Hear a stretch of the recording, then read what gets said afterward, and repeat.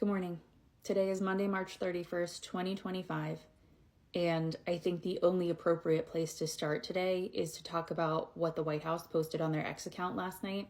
I can only assume it's also on other platforms, but I don't have Meta, so let me know in the comments if you've seen it elsewhere. If you are a woman or you care about a woman, you need to see this video. So I'm going to play it and then we're going to talk about it. Feminism today, it doesn't make sense. The left has tried to erase what it means to be a woman. It is so important that our future generations understand that there are two sexes. What an incredibly refreshing change to have President Trump back in the White House, where we are seeing women, real women, recognized once again. President Trump is the first president who has truly put women first. President Trump has a vision, and alongside so many incredible women that are here today, we're going to make that vision a reality. President Trump has a vision, and alongside these incredible women, we are going to make his vision a reality. What the absolute F does that mean?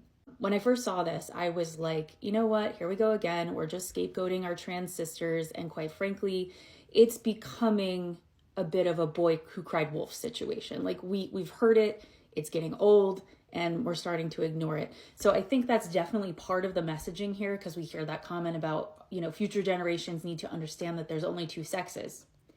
But I think it goes deeper than that. See, the Serena Joys from The Handmaid's Tale that you see here on screen don't just talk about or reference or indicate that we're talking about trans women. They mention specifically feminism as a whole blanket statement and what it means to be a woman. We know that Project 2025 has women out of the workforce, staying at home, raising babies, and, being at the beck and call of their husbands. And that is what they want. They want this 1940s, 1950s housewife from Leave It to Beaver, which if you've ever watched Revolutionary Road, what really happened within those households, but I digress. As we are now sitting right now today on the eve of April 1st, which I believe will be one of the most destructive months we have seen yet in American history in terms of policy, we need to prepare ourselves. Many of Donald Trump's executive orders, they run out because they hit their 90-day limit.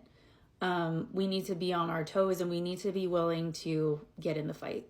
I don't have a definition of what this means.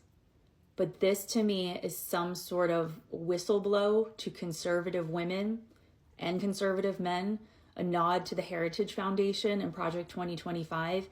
And this is the first piece of evidence that I have seen in which we are talking specifically about the role of, quote, actual real women in this society. Let me know your thoughts in the comments.